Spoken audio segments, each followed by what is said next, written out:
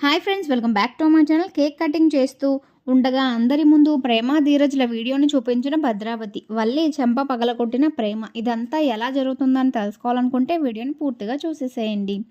అయితే వేదవతి వాళ్ళు వస్తున్నారు అని ఆనందంగా వంటలు చేస్తూ ఉంటుంది. అయితే అప్పుడే నర్మద వేదవతిని కోపంగా చూస్తోంది. అది చూసిన వేదవతి, ఏంటే అలా మింగేసేటట్టు చూస్తున్నావు అంటోంది. అప్పుడు నర్మద, మీరు మరీ ఇంత స్వార్థపరులు అనుకోలేదత్తయ్య అంటోంది. శ్రీరామ శ్రీరామ శ్రీరామ, ఏంటే ఒక్కసారిగా ఇంత మాట అన్నావు? నేను నేను స్వార్థపరురాలనా అంటోంది. మామూలుగా కాదు, భయంకరంగా అంటుంది నర్మద. మీ పుట్టింటి వాళ్ళు వస్తున్నారు అనగానే తెల్లవారు నుంచే వంటల మీద వంటలు, పొడులు, పచ్చళ్ళు, వెజ్, నాన్ వెజ్ అన్నీ వండుతున్నారు.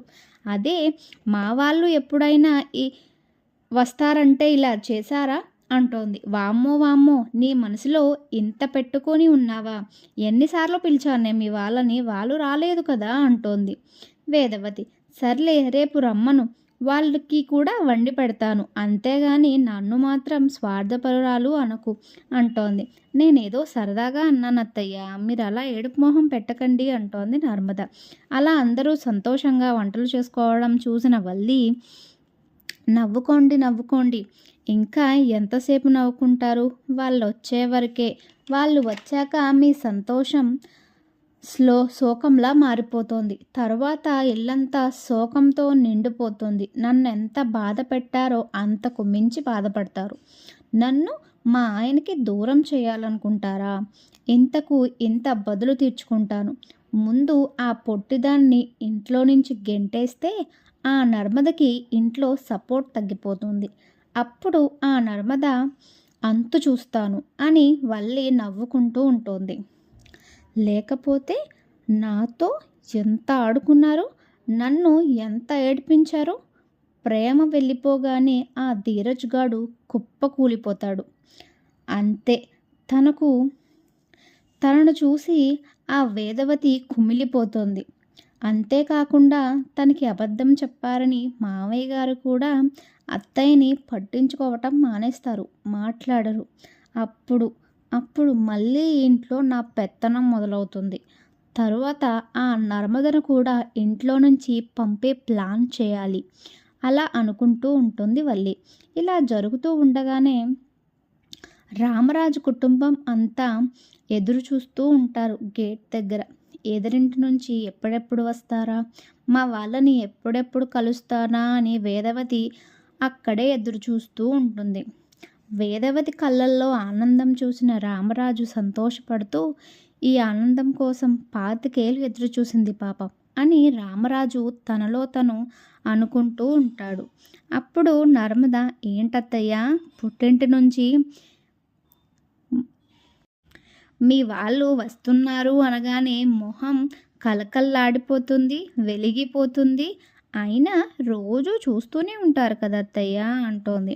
చూస్తానే, కానీ ఆప్యాయంగా మాట్లాడలేను, అనురాగంగా పలకరించలేను, మనసారా హత్తుకొని ఉండలేను అని అంటూ ఉంటుంది వేదవతి. ఎన్ని రోజులైందో తెలుసా వాళ్ళతో మాట్లాడి? రోజులు కాదు, సంవత్సరాలు అయిపోతుంది. ఇంత సంతోషం ఉండదా మరి అని అంటోంది వేదవతి. అప్పుడు ప్రేమ, నిజమే అక్క, ఈ కొన్ని నెలలకే నేను మా వాళ్ళు వస్తున్నారు అంటే సంబరపడిపోతున్నాను. మా వాళ్ళతో మాట్లాడక ఎంత బాధపడ్డాను. మరి ఇన్ని సంవత్సరాల తరువాత కలుస్తున్నారు అంటే మా అత్తయ్యకి ఇంత ఆనందం ఉండదా చెప్పు అని అంటుంది ప్రేమ. నిజమే ప్రేమ, ఈ రోజుతో అత్తయ్యకి పుట్టింటి లోటు అనేదే ఉండదు అని అంటుంది నర్మద. ఈలోగా ఎదురింటి నుంచి వేదవతి కుటుంబం వస్తుంది. అది చూసిన వేదవతి సంతోషపడుతూ ఉంటుంది. ఆ రెండింటి మధ్య ఉన్న గీతను దాటుకుంటూ వాళ్ళ కుటుంబ సభ్యులు, వాళ్ళ అక్క, అన్నయ్య, అమ్మ అందరూ రావడం చూసి మురిసిపోతూ ఉంటుంది వేదవతి.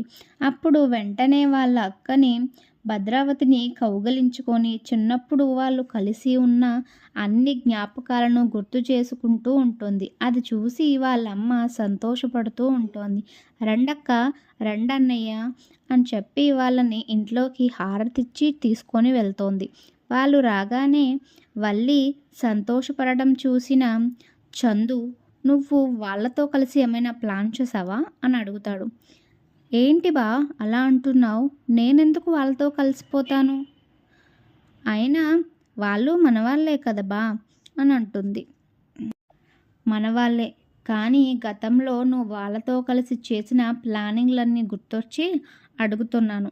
నువ్వేమైనా ఇంట్లో గందరగోళం సృష్టించాలని చూసినా, శృతి మించిన గొడవలు పెంచిన మీ విషయం, మీ అమ్మ వాళ్ళ విషయం అన్నీ మా నాన్నకు చెప్పేసి మీరు చేసిన మోసాలన్నీ బయటపెట్టి ఇంట్లో నుంచి బయటకు గెంటేస్తాను అని చందు అంటాడు. చందు అలా బెదిరించగానే వల్లి, బా నేనేం చేయలేదు బా, అయినా నేను చెయ్యను కూడా అని చెప్పి అంటూ ఉంటుంది. అప్పుడు చందు, చెయ్యకపోవడమే బెటర్, ఏదో మూల అలా ఉండు అంతే, పెత్తనం చలాయించాలి అని చూసావంటే నీకు మామూలుగా ఉండదు అంటాడు చందు. అప్పుడు వల్లి మనసులో, నేనేమి చెయ్యను బా, నేను చెయ్యాల్సిందంతా ముందే చేసేశాను, ఇప్పుడు నా మీదకి ఎటువంటి నింద రాదు, ముందే ప్లాన్ చేశాను ఆ ప్రేమని ఇంట్లో నుంచి బయటకు గెంటడానికి. వాళ్ళు రావడమే ఆలస్యం, ఆ వీడియో చూపించగానే మీరే నేనేమీ చెయ్యలేదు అనుకుంటారు, కానీ ఆ ప్రేమ మాత్రం ఏడ్చుకుంటూ పుట్టింటికి వెళ్ళాల్సిందే అని అనుకుంటూ ఉంటుంది వల్లి. అయితే వేదవతి వాళ్ళ అమ్మ, అక్క, అన్నయ్య రావడంతో సంతోషంగా ఉంటుంది. రండక్క రండి, కూర్చోండి, ఉండండి, మీకు ఇష్టమైన వంటలన్నీ చేశాను, తీసుకొస్తాను అని చెప్పేసి అంటూ ఉంటుంది. అప్పుడు భద్రావతి, పర్లేదు కాసేపు కూర్చో అని చెప్పి అంటూ ఉంటుంది. లేదక్క, నీకు గుర్తుందా, చిన్నప్పుడు మొదటి ముద్ద నాకు పెడితే గాని నువ్వు తినేదానివి కాదు, ఇప్పుడు నా చేతి వంట మీకు పెట్టబోతున్నందుకు నాకు చాలా ఆనందంగా ఉంది, ఎన్ని రోజులైందక్క మనం ఇలా కలిసి ఉండి అని చెప్పి ఆనందపడిపోతూ ఉంటుంది వేదవతి.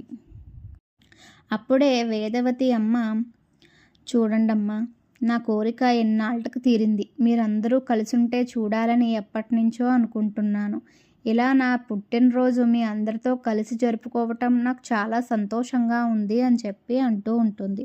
అప్పుడే అందరూ నవ్వుకుంటూ సరదాగా ఉంటారు. అయితే అందరూ కలిసి భోజనం చేసిన తరువాత ఇంకా అందరూ కేక్ కటింగ్ చేద్దామని అనుకుంటూ ఉంటారు. అమ్మ రామ్మ, కేక్ కట్ చేద్దాం అంటుంది వేదవతి. అప్పుడే భద్రావతి, ఆగు అమ్మ అని అంటుంది. ఏమైందక్క, ఎందుకు ఆగమంటున్నావు అమ్మని? కేక్ కటింగ్ చేస్తేనే కదా బర్త్డే పార్టీ పూర్తవుతుంది అని చెప్పి వేదవతి అంటుంది. అప్పుడే భద్రావతి, కేక్ కటింగ్ కంటే ముందే మీకొకటి చూపించాలి అని చెప్పి ప్రేమ ధీరజ్ల పెళ్ళి ఎలా జరిగింది అనే వీడియోను చూపిస్తుంది. అప్పుడు షాక్ అయిపోతూ ఉంటుంది వేదవతి. ఈ వీడియో వీళ్ళ దగ్గరికి ఎలా వెళ్ళింది అని చెప్పి అనుకుంటూ ఉంటారు నర్మద, వేదవతి. ఇంకా షాక్లో ఉండిపోతుంది ప్రేమ, బాధపడుతూ ఉంటుంది. అయితే అప్పుడు భద్రావతి, నా మేనకోడల్ని బలవంతంగా పెళ్లి చేసుకున్నాడు నీ కొడుకు అని చెప్పి రామరాజుతో అంటోంది.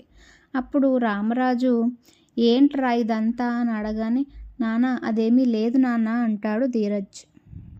ఇంకా ఆపు రామరాజు, మా మీద పగ తీర్చుకోవాలని నీ కొడుకుతో నువ్వే ఇలా నా మేనకోడలికి బలవంతంగా పెళ్లి చేశావు అని చెప్పి అంటోంది భద్రావతి. అప్పుడు వెంటనే ప్రేమ, ఆపండి అత్తయ్య, మీకేం తెలుసు నేను ధీరజ్ని పెళ్లి చేసుకోవడానికి కారణం అని చెప్పి అన్నీ చెప్తుంది. నేను ఒక అతన్ని ప్రేమించాను, ఆడు బంగారం తీసుకొని నన్ను ప్రాస్టిట్యూట్లో చేద్దాం అనుకున్నాడు, ఈలోపు ధీరజ్ వచ్చి నన్ను కాపాడాడు, పెళ్లి చేసుకున్నాడు అని చెప్తుంది. అంత గొప్ప మనసున్న ధీరజ్ని నువ్వు ఇలా అనుకోవడం కరెక్ట్ కాదత్తా, మన ఇంటి పరువు నా పరువు కాపాడాడు అని చెప్పి అంటూ ఉంటుంది. అయినా నీకు ఈ వీడియో ఎక్కడ దొరికింది, ఎవరిచ్చారు అని ప్రేమ అడుగుతోంది. అప్పుడు భద్రావతి, వల్లి ఇచ్చిందని చెప్పేస్తోంది. వెంటనే ప్రేమ వల్లి చెంప పగలగొడుతోంది. నువ్వింక మారవా, ఎన్నిసార్లు చెప్పాలి, ఇప్పుడు నేను ధీరజ్ ప్రేమగా ఉంటున్నాం, ఇప్పుడు ఆ వీడియో చూపించాల్సినంత అవసరం నీకేమొచ్చింది అని చెప్పి ప్రేమ వల్లిని చెంప పగలగొట్టి నెట్టేస్తుంది. వీడియో నచ్చినట్టయితే లైక్ చేసి, షేర్ చేసి ఛానల్ని సబ్స్క్రైబ్ చేసుకోవడం మర్చిపోకండి.